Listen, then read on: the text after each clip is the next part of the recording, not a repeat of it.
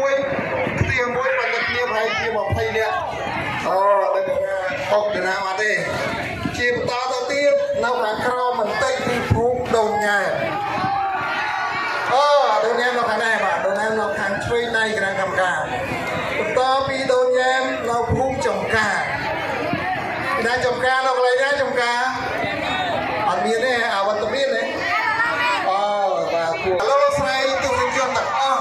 បងប្អូនពុទ្ធបរិស័ទទាំងអស់ប្រហែលជាឆ្ងល់ថាក្រុមចុងក្រោយនេះគឺជាក្រុមដែលទៅនឹងបង្កើតឡើងកាលពីម្សិលមិញនេះសូមអបអរសាទរដល់ក្រុមចុងក្រោយដែលជាក្រុមថ្មី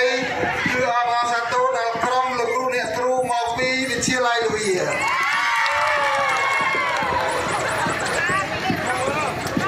បាទជាសម្បជាថាការដែលអំមកនេះគឺទី